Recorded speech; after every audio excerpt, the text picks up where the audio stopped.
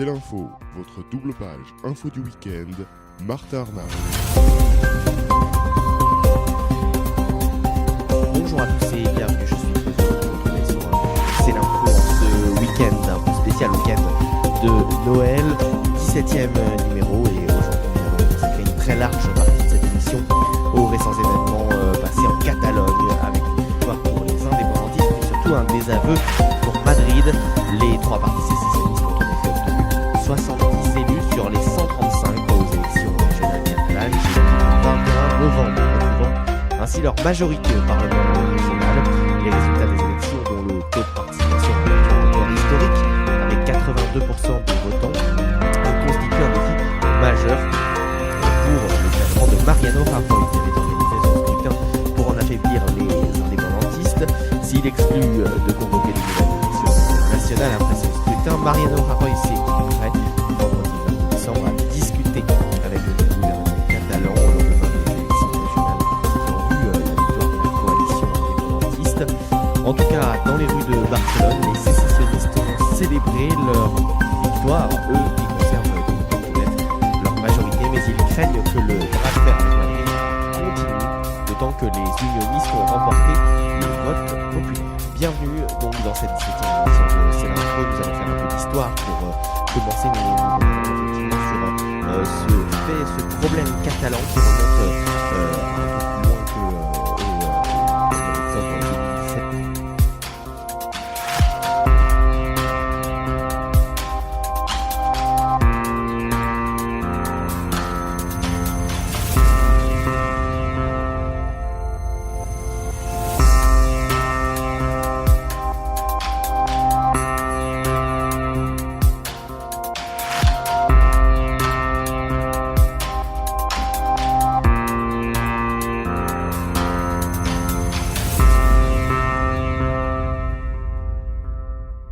Le rêve d'indépendance de la Catalogne vient de loin.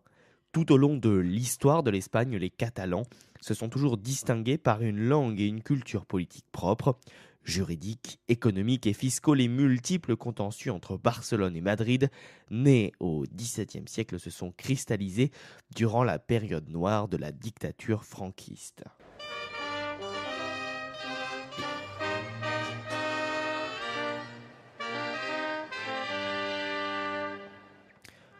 Écrasés par les impôts imposés par Madrid pour financer la guerre franco-espagnole déclenchée en 1635, des centaines de paysans catalans se révoltent. Rassemblés à Barcelone, ils tuent le vice-roi qui représente le pouvoir central espagnol. La légendaire guerre des faucheurs qui a nourri le nationalisme catalan constitue encore le thème de l'actuel hymne catalan.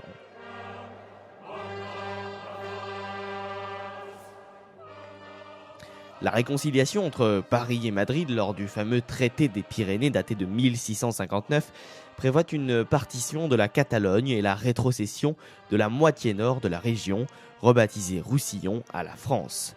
Le mariage royal du jeune Louis XIV et de l'infante Marie-Thérèse, fille du roi d'Espagne, vient sceller la paix entre les deux pays. À la mort de Charles II, qui, sans descendance, a désigné comme héritier le français Philippe d'Anjou, la guerre de sécession d'Espagne éclate. En première ligne, les Catalans choisissent le camp des Habsbourg de Vienne contre celui des Bourbons. Hélas pour eux, les seconds l'emportent et prennent Barcelone le 11 septembre 1714. Depuis, cette date marque la fête nationale catalane, la Diada, qui commémore la réédition de Barcelone et symbolise pour les Catalans le début de leur martyre. Conforté sur son trône, le nouveau roi Philippe V de Bourbon, petit-fils de Louis XIV, décide d'appliquer à son royaume le centralisme à la française et d'y supprimer tous les particularismes régionaux.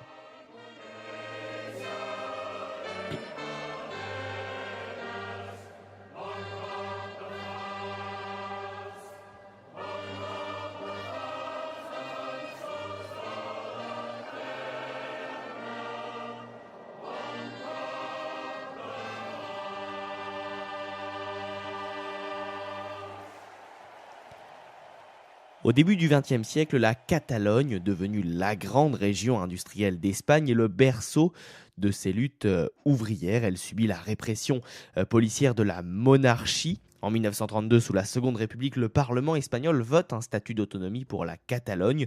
Le castillan et le catalan sont placés à égalité comme langue officielle. En 1934, une très éphémère République catalane est même proclamée.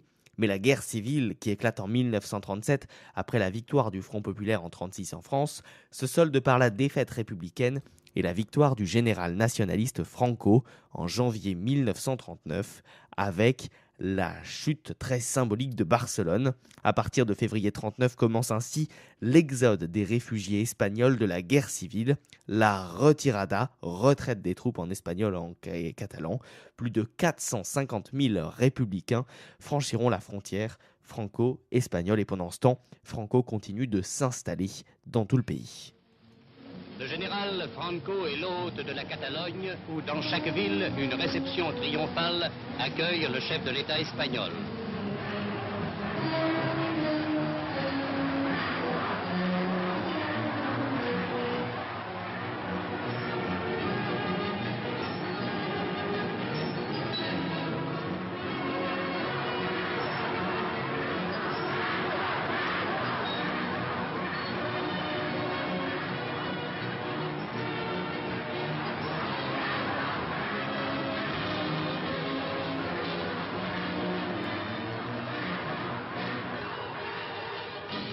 Gaudilio visite notamment une manufacture de tissus.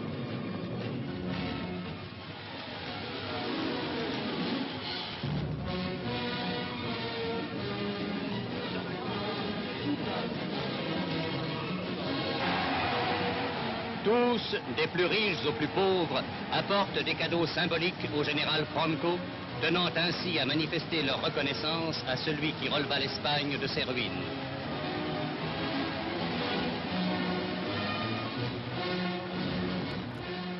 Voilà, et nous sommes ici en 1942 et vous l'entendez donc, ce message de propagande sert en tout cas le général Franco. C'en sera en tout cas fini de l'autonomie catalane durant les 4 décennies de dictature qui suivront. Jusqu'à la mort du Caudillo le 20 novembre 1975, les mouvements indépendantistes nés dans les années 20 et 30 sont strictement interdits et poursuivis comme dans les autres régions du pays. Le castillan devenu obligatoire, on ne parle plus la langue catalane qu'en privé, en famille et entre amis. Pour les Catalans d'alors, aller au match de foot pour encourager le FC Barcelone devient un des rares moyens d'affirmer collectivement leur identité commune. Dimanche après-midi, Barcelone ville morte. Pas un chat dans les rues du centre-ville. Aujourd'hui, toutes les artères de la capitale catalane mènent au Nou Camp, le sanctuaire du dieu Barça. Dans ce chaudron pouvant accueillir 120 000 personnes, les couleurs bleu et grenat du club côtoient en permanence celles du drapeau catalan. Depuis sa création au début du siècle, le FC Barcelone est bien plus qu'une simple entité sportive.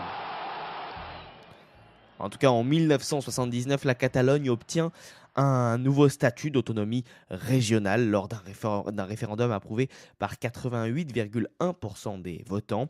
Celui-ci lui confère notamment des compétences en matière d'éducation, de santé ou encore de politique linguistique et leur permet de créer une police autonome. En mars 2006, un vote au Parlement espagnol qui définit la région comme une nation dans l'État espagnol vient conforter l'autonomie de la Catalogne. Avec ce nouveau statut plus avantageux et approuvé par la population, les Catalans disposent officiellement d'un drapeau national, d'un hymne et de fêtes populaires. À ces symboles nationaux s'ajoute l'usage de la langue catalane qui devient un droit et un devoir en Catalogne. On dit ici, c'est bien sûr une blague, que Jordi Pujol a été reçu à Pékin par Mao et qu'il lui a longuement expliqué l'importance de la Catalogne, un pays de 6 millions d'habitants. Et dans quel hôtel de Pékin sont-ils descendus? Aurait demandé le dirigeant chinois. À la tête de la région la plus riche d'Espagne, Jordi Pujol se comporte comme un chef d'État. L'homme d'ailleurs ne manque pas de charisme, mais certains lui reprochent des ambitions jugées parfois démesurées. Ainsi, chaque soir, dans ce théâtre du centre-ville, on nous montre un ubu président qui ressemble étrangement à Jordi Pujol. Une satire en catalan où l'on retrouve une scène à la Charlie Chaplin tirée du Dictateur.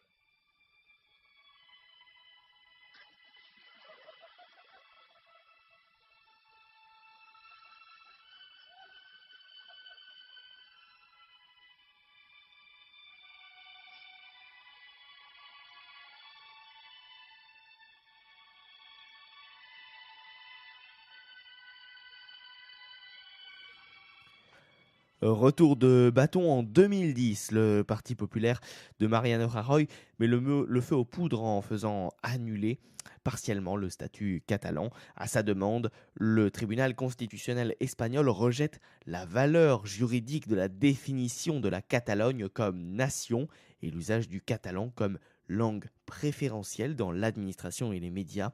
Plus d'1 million de Catalans descendent dans les rues de Barcelone pour protester.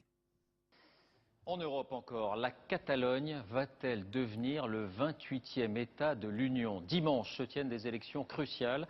Si le parti indépendantiste favori dans les sondages l'emporte, il promet un référendum sur la souveraineté et l'opinion n'y a jamais été aussi favorable. Envoyés spéciaux, Stéphanie Pérez, Stéphane Guillemot. 2 ans plus tard, les séparatistes sont encore plus d'1 million à manifester, de nouveau à Barcelone, le 11 septembre 2012, à l'occasion de la grande fête de la Catalogne, la Diada, pour réclamer un référendum d'indépendance et une négociation du pacte fiscal. Leur slogan, Catalogne, nouvel État d'Europe. Rajoy, au pouvoir depuis 2011, refuse de négocier. C'est le président catalan Artur Mas qui remporte les élections régionales anticipées et qui promet un référendum d'autodétermination. La Catalogne organise donc son premier référendum en 2014.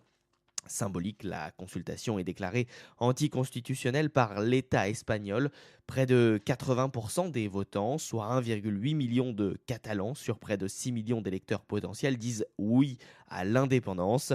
Dans la foulée, les partis indépendantistes deviennent pour la première fois majoritaires au Parlement régional le 27 septembre 2015. Le 9 juin 2017, Carles Puigdemont, un séparatiste de longue date devenu président de la région en 2016, annonce la tenue d'un référendum d'autodétermination le 1er octobre. Alors que Madrid déclare le scrutin anticonstitutionnel et illégal le 6 septembre, le Parlement régional défie Mariano Rajoy en adoptant la loi organisant le vote. Le 12, le parquet espagnol ordonne à tous les corps de police d'agir contre les autorités, fonctionnaires ou particuliers, afin d'empêcher le référendum illégal. Malgré les lourdes amendes infligées le 21 septembre par la Cour constitutionnelle espagnole à 24 organisateurs du référendum, les autorités catalanes assurent que le référendum aura bien lieu. Mobilisés, des milliers de manifestants se ruent le même jour dans la rue pour défendre le droit à l'autodétermination qu'ils réclament depuis 2012. Première région exportatrice d'Espagne, la Catalogne, 16% des habitants du pays, génère 19% du PIB espagnol. Elle est 4e pour le PNB par habitant derrière Madrid, le Pays Basque et la Navarre. Son taux de chômage est de 13% contre 17,2% au niveau national. Et si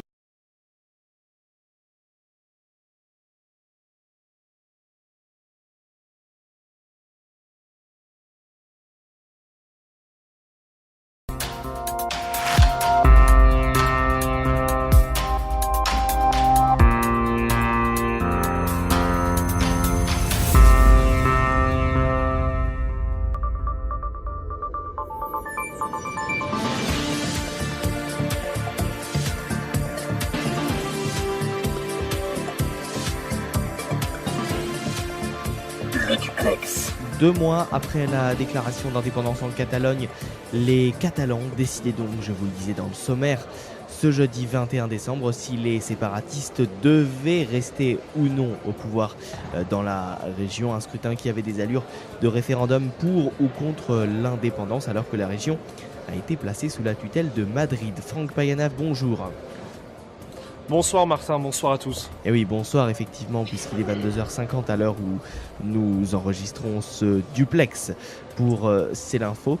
Quels sont les premiers résultats sortis des urnes après, donc 3 heures après l'arrêt complet de ces bureaux de vote? Alors déjà, on peut parler d'un chiffre, celui de la participation finale qui est de 80,92% contre 74,95% lors de la dernière élection en 2015, ce qui montre vraiment un engouement qui s'est créé autour de cette élection. Maintenant, au niveau du Parlement en soi, c'est le parti Ciudadanos, un parti qui pourrait être un peu affilié à En Marche en France, qui arrive en tête avec 36 sièges, donc c'est fait de lui le premier parti de Catalogne. Néanmoins, Néanmoins, les listes Junts per Catalunya, le parti de Carles Puigdemont, Esquerra Republicana, qui est la gauche républicaine, ainsi que le CUP à E3, font 70 sièges, ce qui fait d'eux l'alliance qui pourrait être la majorité dans ce nouveau Parlement. Le coup dur néanmoins c'est pour Mariano Rajoy, le chef du gouvernement espagnol, qui est un peu l'instigateur de ces bouleversements politiques depuis quelques semaines en Catalogne, qui passe de 11 à 4 sièges seulement dans le nouveau Parlement que va connaître la Catalogne dans quelques jours. Oui, alors savons-nous justement, Franck, si Carles Puigdemont va être ou non réélu? Alors c'est compliqué à dire. Pour le moment, la seule chose que l'on peut dire, c'est qu'il est, quoi qu'il arrive, élu député, car il était tête de liste ici dans la province de Barcelone pour Junts per Catalunya. Et comme je vous le disais, 34 sièges, c'est sûr qu'il y en aura un pour lui, quoi qu'il arrive. Après, on verra les alliances, si elles travailleront correctement ensemble ou pas. Leur but est le même. Néanmoins, la figure pourrait peut-être changer suivant les candidats et suivant notamment les alliances et les discussions qui vont avoir lieu au cours des prochains jours. Oui, l'ancien président déchu de la Catalogne, en tout cas, qui est actuellement en exil à Bruxelles depuis 1 mois et demi et qui a tenu à tout de même manifester. Il a réalisé un meeting mardi depuis Bruxelles, et un meeting qui était retransmis à l'aide d'écrans géants dans les rues de la capitale catalane. Alors oui, ce n'est pas la première fois que Carles Puigdemont prend la parole dans des meetings. Il y a toujours des vidéos enregistrées ou des Skype réalisés avec différents meetings. Mais c'est vrai que ce meeting est très, très particulier parce que c'était mardi soir, c'était la dernière journée de la campagne électorale. Il était disponible sur les réseaux sociaux comme Facebook ou YouTube et dans des écrans géants, c'est ce que vous disiez, à Barcelone, mais également dans d'autres grandes villes aux quatre coins de la Catalogne. Et Carles Puigdemont, pour l'anecdote, qui a voté aujourd'hui à Gérone. Néanmoins, ce n'est pas lui qui a glissé son bulletin dans l'urne, c'est une jeune fille dont je vais retrouver le nom, Laura Sanchi, si je ne me trompe pas, qui est allée rendre visite à l'ancien président de la Catalogne en Belgique la semaine dernière pour récupérer l'enveloppe qu'elle a glissée dans l'urne aujourd'hui dans le bureau de vote de Carles Puigdemont dans sa ville natale de Gérone. Eh bien voilà, il y en a qui visiblement ont de la chance. Lundi soir, vous avez également assisté, Franck, au débat organisé par la chaîne catalane TV3. Quels étaient les principaux protagonistes de ce débat et que s'y est-il dit ?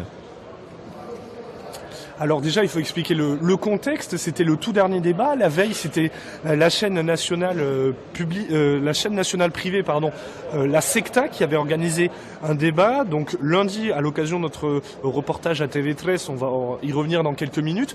On a pu assister également au débat, aux coulisses, auxquels les 7 grands partis ont participé. Alors il n'y avait pas les grandes figures comme Junqueras pour Esquerra Republicana ou Carles Puigdemont, mais des représentants quand même assez forts. Ils se sont exprimés pendant environ 2h30, alors que l'émission devait durer de base que 2 heures, avec pour commencer une thématique étonnante, diront certains, de la part de TV3. La grande question était présentée comme ça, l'indépendance. Qu'est-ce que vous allez faire une fois que vous allez être élu concernant cette question? Alors après, on a eu droit, malheureusement, comme à tous les grands débats qu'on a en France, des gens qui parlent au-dessus des uns des autres pour un débat incompréhensible. Au bout de 2h30, je peux vous dire que vous avez besoin d'un médicament pour la tête, parce que sinon, on tient pas. Mais en tout cas, il y a eu beaucoup de discussions. On a pu rencontrer les débatteurs, effectivement, lors d'une rencontre informelle, c'est-à-dire sans caméra ni micro. Quasiment tous étaient contents. Seul peut-être la tête de liste de Ciudadanos qui était un peu mécontente. Néanmoins, ce n'était pas la faute ni de l'animateur ni du débat en soi, c'était juste parce qu'il y a eu une quinte de tout pendant tout le débat. Mais sinon, tout s'est relativement bien passé. Le débat qui a duré donc 2h30, ce que je vous disais, et chacun des protagonistes qui ont pu s'exprimer pendant environ une vingtaine de minutes chacun. Oui, Franck, pour revenir à cette journée de jeudi, donc cette journée de vote pour de milliers de Catalans, cela faisait 28 ans que les Catalans n'avaient plus voté un jour de semaine. Ils avaient donc aujourd'hui le droit à 4 heures pour pouvoir aller se déplacer dans les bureaux de vote. Quelle était l'ambiance justement dans ces bureaux de vote, mais également dans les rues de Barcelone, là où vous vous trouvez actuellement? Alors il y a quelque chose qui a été assez marquant, j'ai envie de vous dire, pour arriver ici au centre de presse international où je me trouve. Je suis parti de l'hôtel à 7h30 et il y avait déjà de très nombreux policiers dans les rues pour sécuriser les grands axes routiers, pour sécuriser également le parc des expositions dans lequel nous nous trouvons actuellement, pour sécuriser, pour être sûr que tout aille bien. Et après l'ambiance, dès l'ouverture des bureaux de vote à 9h, on a vu de très nombreux bureaux de vote complets, remplis de monde pour pouvoir voter. Néanmoins, le taux de participation était extrêmement bas à midi. Seulement 34,7% de taux de participation contre 35,12%. Alors l'explication était assez simple, c'est ce que vous disiez. En 2015, on votait un dimanche, alors que là, on votait un jeudi, c'est-à-dire un jour ouvrable plutôt. Et du coup, c'est ce qu'on a pu voir au fil de la journée. À 18h, le chiffre de la participation avait augmenté. Le chiffre final, c'est ce que je vous disais, 80,92% contre 74,95%, ce qui montre une augmentation d'environ, sans ma calculette, 6%.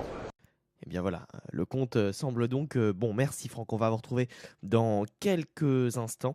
On parlera avec vous du côté médiatique de la chose, puisque vous êtes également donc fin connaisseur des médias et vous avez notamment pu aller visiter les locaux de la chaîne catalane TV13. On y reviendra dans quelques instants. Avant cela, un petit peu d'analyse. Nous allons à présent écouter l'avis sur ce sujet de Ulysse Gosset. Donc, il est éditorialiste politique étrangère chez BFM TV. Que va faire Ulysse Carles Puigdemont désormais? Est-ce que ça veut dire que Carles Puigdemont en Belgique va rentrer triomphant à Barcelone? Écoutez, c'est ce qu'il souhaite évidemment. D'abord, il doit être investi dans son nouveau rôle avec ces nouvelles élections. Mais s'il rentre, est-ce qu'il va pouvoir rentrer libre ou bien est-ce qu'il va être immédiatement arrêté? Car l'élection n'annule pas le processus judiciaire. Madrid a toujours dit que ce sont les juges qui décident. Et pour l'instant, la justice poursuit le leader indépendantiste pour rébellion et sédition. Donc, il veut rentrer évidemment, mais dans quelles conditions on verra. Il faut rappeler que le numéro 2 indépendantiste, lui, est toujours en prison, comme d'ailleurs 17 des autres dirigeants qui ont tous été réélus. C'est un casse-tête juridique. Évidemment, si on suit la loi des urnes, ils devraient être tous libérés. Et puis je demanderai rentrer, mais ce n'est pas aussi facile que ça. Même si les indépendantistes disent que cette victoire ne peut pas être discutée, il faut quand même reconnaître qu'une majorité en voix de Catalans voulaient rester au sein du royaume espagnol. C'est donc une situation assez étrange aujourd'hui, je dirais presque surréaliste. On a l'impression qu'on revient à un mois et demi en arrière. En réalité, effectivement, le blocage reste total, mais là, les urnes ont parlé et Madrid va devoir en tenir compte. Mais c'est aussi ce que doit se dire ce matin Mariano Rajoy. Justement, qu'est-ce qu'il peut faire ? Il y a plusieurs options. D'abord, il faut reconnaître sa défaite. Il avait parié, il a perdu, il a vraiment largement perdu. Alors, il peut faire des gestes. Il peut, par exemple, libérer ou demander la libération, la grâce des leaders emprisonnés. Il pourrait suspendre le fameux article 155 qu'il avait lui-même décidé d'appliquer. C'est très compliqué pour lui car non seulement il est face à un défi catalan, mais il est aussi face à un défi espagnol. La question catalane va déterminer ce qui va se passer dans toute l'Espagne et je dirais même aura des retentissements dans toute l'Europe. L'Europe qui jusqu'à présent avait joué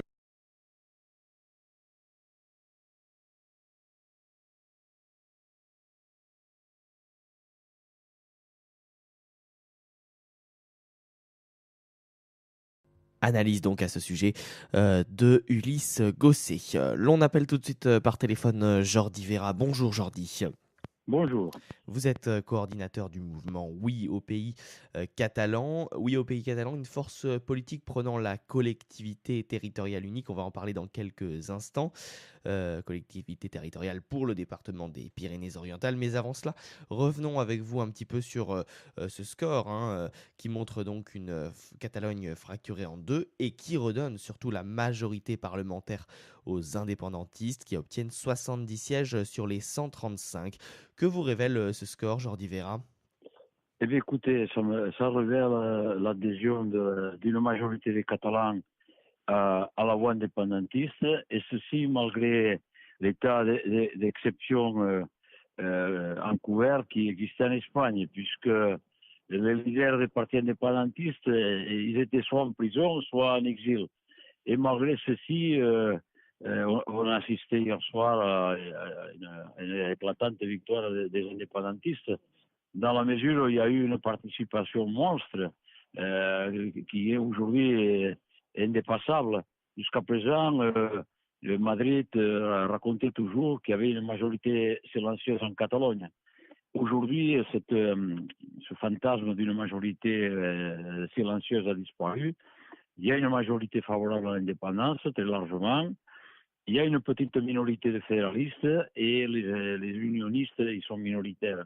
Voilà la photo finie du résultat hier soir. Et finalement, le président Puigdemont, qui a été destitué pour mettre fin au processus démocratique, devra être restitué dans son poste de président. Voilà ce qui m'inspire le résultat hier soir. Oui, alors Jordi Vera, une vraie inconnue subsiste pour l'instant, c'est le fait que les indépendantistes restent assez morcelés. Les principales formations Ensemble pour la Catalogne, l'ERC, Oui.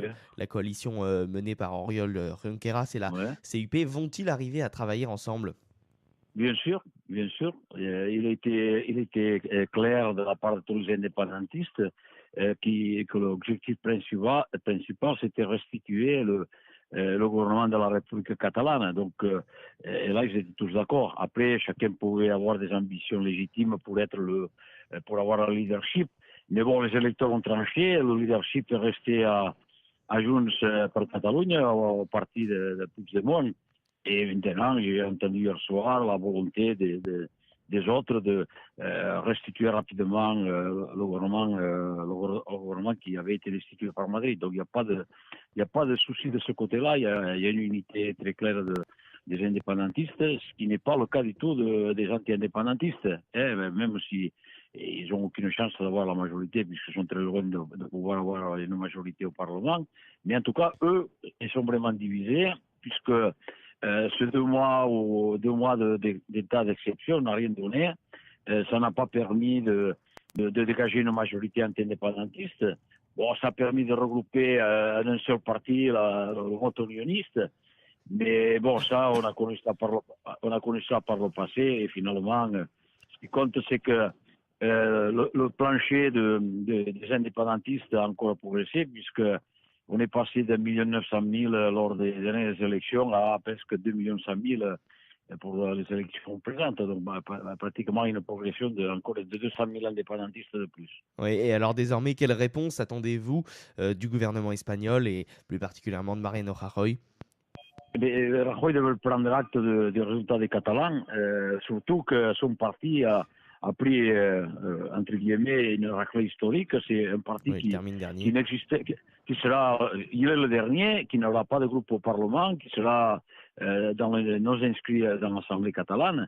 Et ça, c'est un fiasco total et complet. Donc, nous espérons que Rajoy prendra un peu de réalisme politique et qui discutera avec la majorité parlementaire catalane, parce que sinon on va vers une impasse. Et on imagine mal que Madrid procède à une nouvelle liquidation de dissolution du Parlement. Et quoi donc encore? Il faudrait combien de dissolutions pour que les anti-indépendantistes puissent gagner? Bon, c'est un truc impossible. Les Catalans ont prouvé que, malgré une institution exceptionnelle, avec la persécution, y compris l'interdiction du couleur jaune qui était le couleur des indépendantistes, une large majorité a pensé que la meilleure solution pour les Catalans, c'était la voie de l'indépendance. Oui, alors Jordi Vera, à présent, abordons un petit peu votre mouvement. J'en parlais au début de cet entretien. Oui, au pays catalan, né d'une mobilisation contre la seule dénomination Occitanie-Pyrénées-Méditerranée. Que revendiquez-vous plus précisément au sein de ce mouvement? Eh bien, écoutez, nous réclamons aujourd'hui la constitution d'une collectivité territoriale au pays catalan. Nous savons que la réforme territoriale en France n'est pas encore terminée, puisque elle sera actée en 2020-2021, après les prochaines élections territoriales et départementales, et que ce que nous réclamons, il est aussi réclamé par d'autres. Donc nous pensons que si chez nous, il y a une volonté importante. Notre réclamation sera prise en compte parce que finalement, ce qui compte, c'est pas tellement la dénomination, mais ce qui compte, c'est la capacité de changer les choses localement. Et si nous avons gardé le silence jusqu'à présent, on peut aujourd'hui dénoncer très clairement que certaines choses qui se passent chez nous, c'est le résultat en tout cas de dizaines d'années d'abandon. Sans doute l'accident ferroviaire de chez nous, la nationale 116 qui traverse justement ce chemin de fer, ce sont des routes du 19e siècle qui n'ont pas été rénovées, que l'État nous a maintenus dans un abandon complet et le fait que nous soyons le département le plus pauvre de France aussi confirme que nous avons besoin de changer les choses, comme finalement en Corse ça a été possible et nous pensons qu'aujourd'hui le moment est arrivé que les Catalans de France se prennent en charge et qu'ils puissent gérer les affaires courantes dans le cadre des lois de la République, finalement, que d'autres le font. Vous souhaitez donc plus de légitimité et plus de pouvoir par rapport à la capitale Paris, mais non pas l'indépendance totale, hein.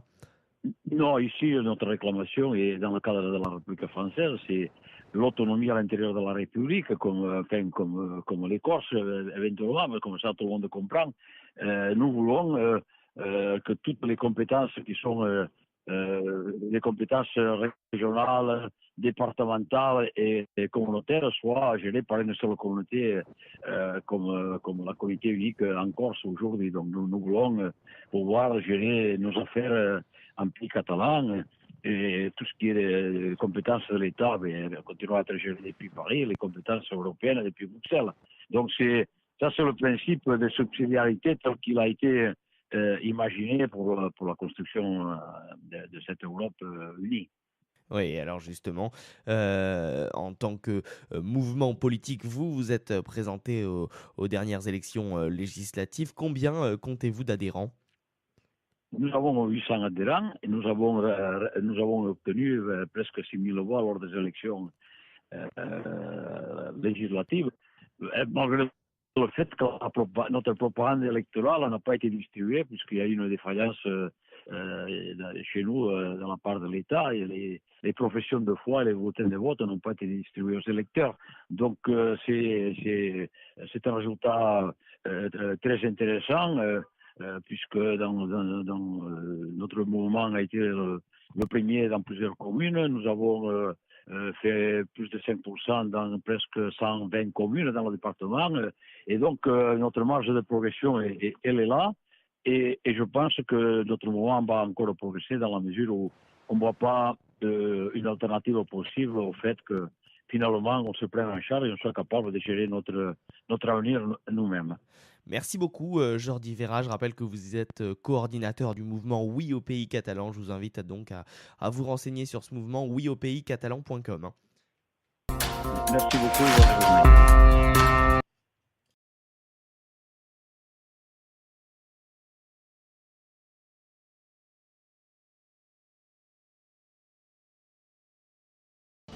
Voilà, de retour avec Franck qui est toujours avec nous en duplex de Barcelone depuis le centre de presse. Franck, vous nous entendez toujours ? Oui, toujours, je vous reçois toujours. Alors Franck, en plus de votre casquette d'envoyé spécial pour le duplex, vous êtes également grand spécialiste des médias. C'est pourquoi vous avez été invité à visiter les locaux de la chaîne catalane TV3. Appartenant au groupe Televisió de Catalunya, elle est la deuxième chaîne régionale établie dans le pays, après la télévision basque, et la première à diffuser exclusivement en catalan. Celle-ci avait été mise sous tutelle par Madrid il y a 1 mois et demi de cela. Quelle était l'ambiance ? Alors le terme précis n'a pas été réellement mis sous tutelle, c'est ce qu'on va entendre dans quelques instants dans notre entretien, mais on sent que Madrid a quelque peu pris les contrôles, notamment à travers la junte électorale. C'est un genre de conseil qui vérifie que les médias font correctement leur travail, qui donne bien la parole à tous les partis avec le même temps de parole, etc., etc. Néanmoins, leur façon de travailler, vous allez l'entendre à travers l'entretien qu'on a fait avec Luis Calles, qui est président du conseil professionnel de TV3, un conseil conseil qui réunit tous les journalistes de la chaîne. Leur façon de travailler n'a quasiment pas changé et continue de faire leur travail correctement, c'est-à-dire donner la parole à tous les camps, car il faut savoir que TV3 est la chaîne la plus suivie, tout d'abord de Catalogne, loin devant la télévision publique espagnole et les chaînes privées, mais également reconnue par le CSA catalan comme étant la chaîne la plus impartiale, celle qui donne la parole vraiment à tous les partis en respectant le temps de parole, et c'est ce qu'il nous explique dans cet entretien, notamment lorsqu'il y a des manifestations d'indépendantistes ou d'anti-indépendantistes, ils font des éditions spéciales pour traiter cet événement. Je vous propose d'écouter cet entretien du coup qui a été réalisé lundi dans les studios de TV3 à San Juan d'Espí. On est donc dans les studios de TV3, ici à San Juan d'Espí, avec Luis Caes. Bonjour, merci d'être avec nous. Bonjour. Sur C'est l'Info, vous êtes journaliste au service international de TV3 et vous êtes également président du conseil professionnel de TV3. On va parler ensemble de la situation. On était ici il y a 1 mois et demi, juste avant l'application de l'article 155 de la Constitution. Comment a évolué la situation dans votre façon de travailler ? Bon, d'abord, on doit dire que l'article 155, il y avait dedans un paragraphe qui disait que les 155 doivent contribuer à améliorer l'impartialité, la qualité et le pluralisme de notre enfants. Je dois dire que s'il disait ça, ça veut dire qu'on n'était pas plural, qu'on n'était pas des enfants de qualité. Et je crois que ça, c'est un mensonge. On a travaillé toujours pour avoir qualité, pour être plural, pour être impartial. Et ça, c'est notre façon de faire. Je crois que ça, c'est comme la liberté. Il n'y en a jamais assez. Il n'y en a jamais assez de rigueur, de qualité, d'impartialité. Mais nous sommes dans une area, comme je crois, tous les médias de l'Europe. Donc ça c'est la chose que les 155 disaient. Pourtant, je dois dire que l'article c'était absurde. Ils l'ont retiré. Il y a eu une négociation et il a été retiré. Mais il nous est arrivé par autre façon. Justement, il y avait une crainte, notamment lors de cette application, c'était la crainte de la censure. Est-ce que un reportage, une émission a été censurée depuis ? Non. Pas du tout. Ce qu'on s'est passé, c'est qu'il y a des partis unionistes, c'est Ciudadanos et Parti Populaire, les partis de droite espagnols qui est dans le gouvernement. Ils, depuis que la campagne électorale a commencé, ils ont présenté chaque jour, presque chaque jour, des recours, des dénonces contre notre service. Et la junte électorale, la de Barcelone, quelquefois, a dit pas du tout, ça c'est faux, ça c'est bon dans notre info, mais la junte de Madrid, elle disait toujours, elle nous a condamnés. Donc ce qu'on a essayé de faire, c'est pas une désobéissance à la junte de Madrid, et s'ils disaient qu'on ne peut pas faire ça, on a essayé de ne le faire pas. Mais on n'a jamais accepté une censure extérieure. On s'est modulé. Bon, alors juste pour expliquer, la junte électorale, c'est un sort de conseil électoral qui suit l'évolution du traitement des élections. Alors justement, est-ce que votre façon de travailler a changé depuis maintenant 1 mois et demi ? Bon, a changé. Quelquefois, quand on décide quel type de couverture on va faire d'un événement, bon, d'habitude, nous avons une chaîne de 24 heures en fausse. Pourtant, il y avait beaucoup de fois que s'il y avait un grand événement, on était en direct, 1 heure, 2 heures. Et je me rappelle qu'il y avait une manifestation unioniste ici à Barcelone. On a été avec eux en direct pendant 2 heures. Quelques jours après, il y a eu une manifestation indépendantiste. On a été avec eux en direct 2 heures. Mais, comme je disais, quelques partis, ils ont présenté une réclamation à la junte électorale et ils ont dit mauvaise, c'est pas impartial votre programmation avec 2 heures d'infos sur les indépendantistes. Et on a dit, mais on avait fait on avait fait la même chose quelques jours avant avec les unionistes. Et la Junte a dit, ça n'a pas aucune considération. Donc, la prochaine fois qu'on a voulu faire une couverture en direct, on a coupé la couverture. On n'a pas fait 2 heures parce que ce qu'on ne veut pas, c'est aller contre les murs et donner l'argumentation au gouvernement pour nous intervenir d'une façon plus claire. Justement, vous êtes critiqué, c'est ce qu'on disait, sur votre façon de travailler à TV3. Néanmoins, vous êtes la chaîne la plus suivie en Catalogne. Comment vous expliquez cela ? Ces questions, on devrait la mettre sur la table du gouvernement central qui nous accuse d'être partiel, de faire des émissions pas rigoureuses. Donc, je dois dire, nous ne sommes seulement la chaîne la plus suivie, mais nous sommes la chaîne plus bien valorée par l'audience. Le Conseil de l'audiovisuel de la Catalogne a dit plusieurs fois que nous sommes la plus impartiale, la plus neutrale, la qui donne la plus de qualité. Mais pas seulement le Conseil de l'audiovisuel. L'entreprise GFK, je crois que c'est l'entreprise d'enquête la plus grande de l'Europe. Comme Médiamétrie en France. Eh oui. Donc, elles ont dit, je me rappelle, les derniers informes, mois de novembre, la chaîne la plus neutrale, TV3. La chaîne la plus impartiale, TV3. La qui donne la plus qualité, TV3. En deuxième place, la Sexta, TV2. Mais ce que je veux dire, c'est que le gouvernement central, les partis unionistes, ils disent toujours que nous sommes partiels. Et j'ai dit, et je lui ai dit aussi, face en face au délégué du gouvernement central ici à la Catalogne, M. Enric Millo, je lui avais dit, nous avons des documentations, nous avons des informes qui disent nous ne sommes pas partiels, nous ne sommes pas dépendants des partis politiques. Est-ce que vous avez aucun document pour dire le contraire? Et il disait non, pas du tout, mais ça, on se voit. Donc, je n'ai jamais vu une documentation scientifique, démoscopique, bien faite, qui dit que nous sommes partiels. Jamais. Merci beaucoup en tout cas d'avoir été avec nous. Luis Cailles, je le rappelle, journaliste au service international de TV3 et président du conseil professionnel. Merci beaucoup. Merci à vous pour être ici. Et plus généralement, Franck, au-delà effectivement de TV3, qui on l'a vu était extrêmement mobilisé, quid de la présence médiatique à Barcelone pour les médias régionaux, nationaux, mais également internationaux?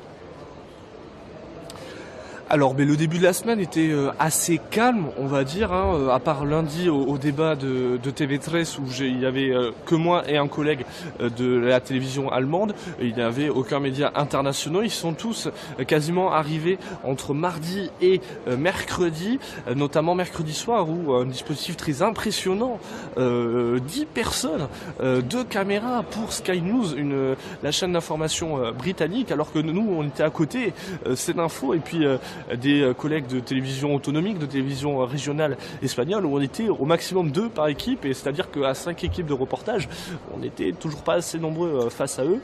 Néanmoins, donc beaucoup de médias étrangers étaient là pour traiter l'événement, également dans leurs studios respectifs dans les 4 coins du monde. Et après, le point névralgique, c'était normalement ici, dans le centre de presse dans lequel nous nous trouvons, le centre de presse international. De base, 200 médias accrédités, 500 journalistes devaient venir travailler. Finalement, on n'a pas été très nombreux, à peine une toute petite centaine peut-être, surtout beaucoup de médias espagnols, nationaux et régionaux, et quelques chaînes internationales et un collègue français qui est passé, nos confrères de BFM TV.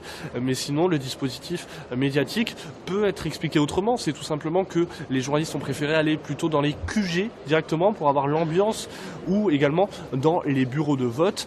Néanmoins, on a senti on va dire une petite baisse au niveau de la fréquentation médiatique, en tout cas à Barcelone ces derniers jours. Et bien voilà, merci beaucoup Franck, en tout cas Franck qui était donc notre envoyé spécial pour la semaine et surtout pour C'est l'Info, pour vous chers auditeurs. À très bientôt Franck, reposez-vous, je crois que vous avez attrapé une mauvaise crève à Barcelone. On remerciera la climatisation. Merci beaucoup Martin, à bientôt. Merci beaucoup Franck, reposez-vous bien et joyeux Noël. Joyeux Noël. Le duplex. Wouh!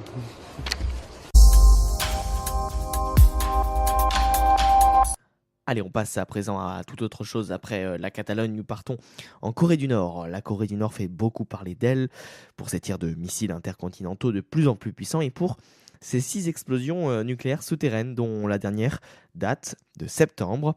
Mais très peu savent comment ces essais nucléaires sont vécus de l'intérieur par les Nord-Coréens qui vivent dans la région où ils ont lieu. Certains de ces habitants réfugiés au sud affirment même que des fuites radioactives ont lieu et sont la cause de maladies. Reportage en Corée du Sud de Frédéric Ojardias. Lors du 3e essai de 2013, le gouvernement nord-coréen a annoncé aux informations l'explosion réussie d'une bombe atomique à Punggiri, dans le comté de Kilju. Et c'est ainsi que les habitants ont appris qu'ils vivaient tout près d'un site d'essai nucléaire. Nous n'en savions rien avant. La réfugiée Lee Jong-ha, 40 ans, vivait à Kilju, région montagneuse du nord-est de la Corée du Nord. Lors du 3e essai, les gens se sont précipités hors de leur maison, croyant que c'était un tremblement de terre. Les bâtiments étaient très secoués, cela faisait tomber des meubles et la télévision. Et puis quelques minutes plus tard, à midi, les chaînes d'informations officielles ont annoncé qu'un essai nucléaire avait eu lieu à Kilju. Les habitants voient cela comme un honneur pour leur région. Personne ne parle des conséquences des explosions. Ceux qui s'inquiètent le gardent pour eux. C'est un honneur et de toute façon, personne ne peut critiquer le gouvernement.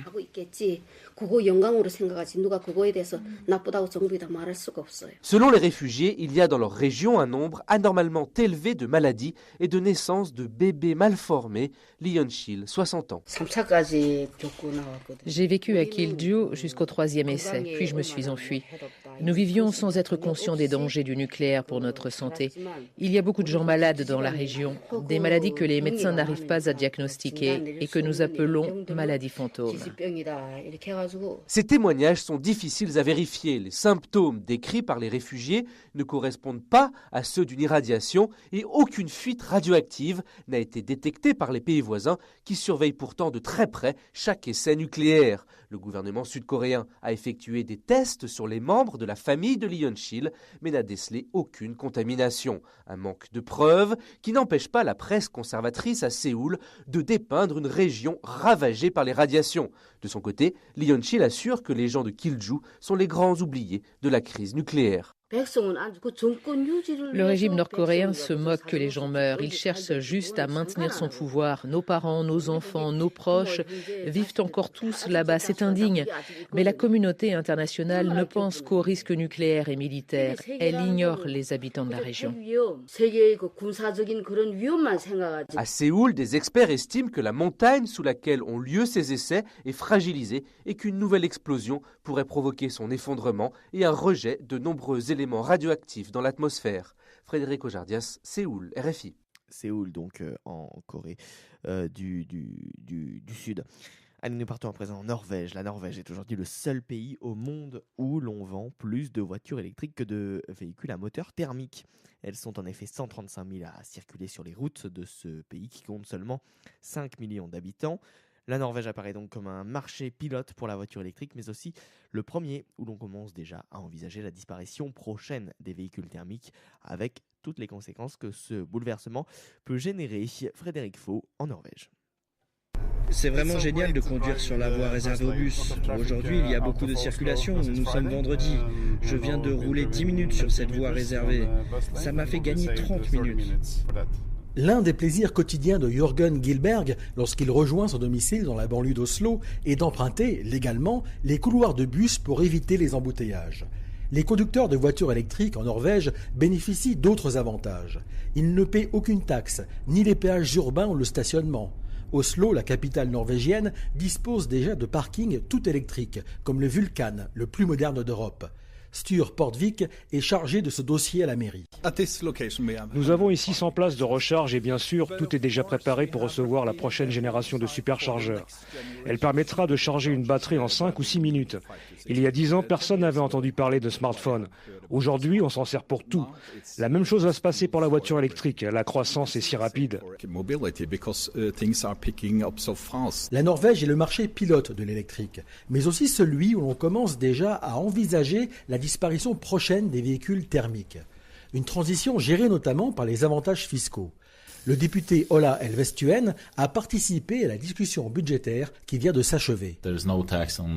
Il n'y aura toujours pas de taxe sur les voitures électriques l'année prochaine. Mais elles ont tellement de succès que les propriétaires doivent commencer à payer quelque chose.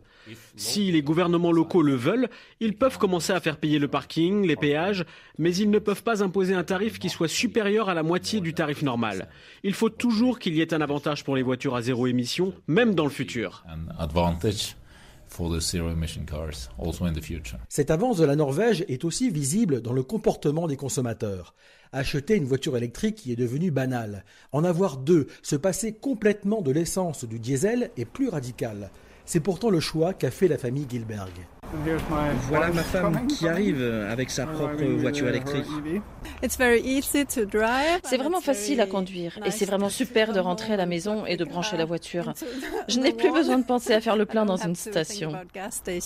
La Norvège a déjà fixé la fin de la vente des voitures thermiques. Ce sera en 2025. Frédéric Faux, Stockholm, RFI. Frédéric Faux, donc depuis Stockholm en Norvège. Et on va à présent appeler dans quelques secondes notre correspondant à Londres, Alexander Seal, qui nous parlera de Christmas Carol, une exposition qui vient à point à l'approche de Noël, donc du côté de la capitale anglaise. Le musée Charles Dickens a revêtu ses habits de fête en mettant à l'honneur le célèbre conte Un chant de Noël, cette histoire d'une rédemption qui berce les rêves des petits anglo-saxons depuis plus de 150 ans, trouve sa source dans le sentiment de révolte de Dickens à propos du travail des enfants. On écoute ce chant et puis on retrouve juste après Alexander Seal, donc depuis Londres.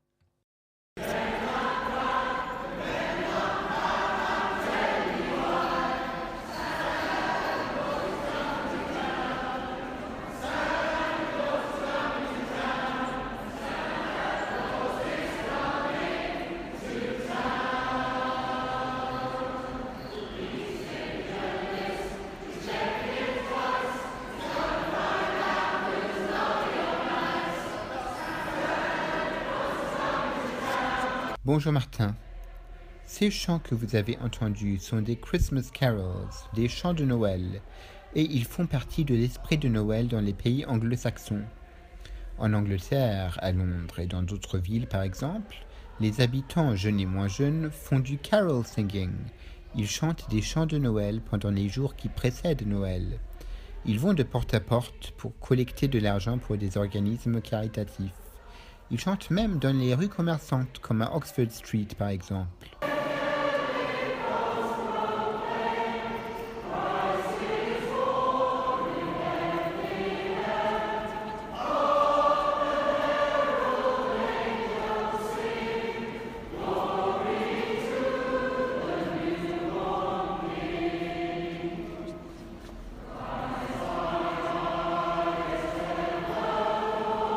Samedi dernier, je suis allé à un concert de Noël, un Christmas Carol Concert, comme on dit ici.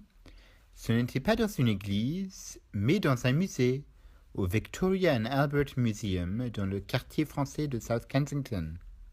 Drôle d'endroit pour écouter des Christmas carols.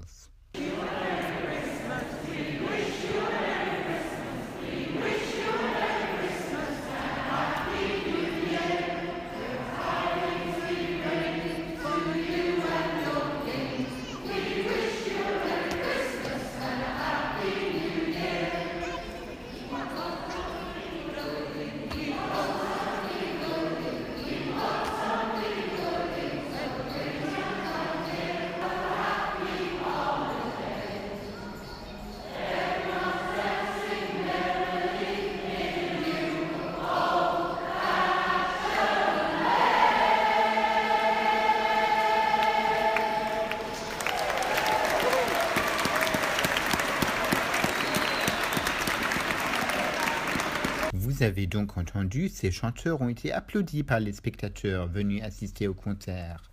Et c'était super. Ce n'était pas la première fois qu'un concert de Noël ait lieu au Victoria and Albert Museum, comme nous explique Sandra, une bénévole qui accueille les visiteurs une fois par semaine. Chaque saison à Noël, nous avons tout le mois de décembre, chaque week-end des différents concerts et chaque fois on a les chorales. Donc aujourd'hui il y avait 4 chorales de différentes parties d'Angleterre qui se sont rejoints et qui ont chanté pour nous les chants traditionnels et festifs de Noël. Et on fait ça chaque année. C'est très populaire et british, poursuit Sandra. Écoutez, on a toujours beaucoup de succès avec les chants de Noël. Effectivement, comme vous avez vu, le hall était plein à craquer et les gens aiment bien chanter avec, danser. C'est traditionnel et c'est festif. Et le décor, malheureusement, on ne peut pas le voir quand on est à la radio, mais une des chorales est donc à l'étage devant une partie de la cathédrale de Hereford. Donc c'est très beau, c'est très doré, brillant, avec tous les motifs religieux. Donc c'est très approprié, les gens aiment beaucoup. Oui, oui, absolument, c'est très british. Vous verrez ici toutes les églises au moment de Noël font ça, les musées aussi. Dans la rue des fois, dans des squares, des jardins, voilà, les gens font ça beaucoup ici effectivement et c'est un bon mélange. À la fois il y a un petit peu de la tradition religieuse mais en fait après ça prend aussi un côté festif et comme aujourd'hui vous l'avez vu on chante du Motown, on chante un peu de tout quoi. Alors si vous passez à Londres pendant les fêtes de Noël, n'hésitez pas d'assister à un concert de Noël ou des Christmas carols. Joyeux Noël à toutes et à tous. Jingle bells, jingle all the way. Oh, what fun it is to ride in a one-horse open sleigh. Jingle bells, jingle all the way. Oh, what fun it is to ride in a one-horse open sleigh.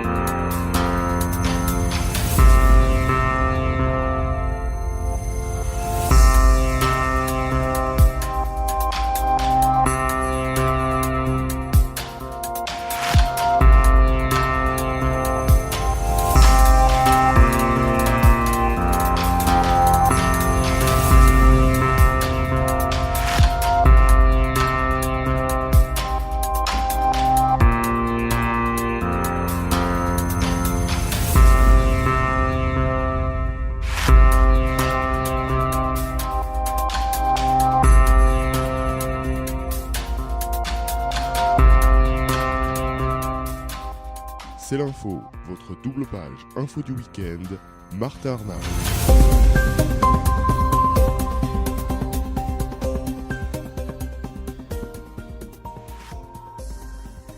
C'est la fin de cette émission. Merci à toutes et toutes de nous avoir suivis.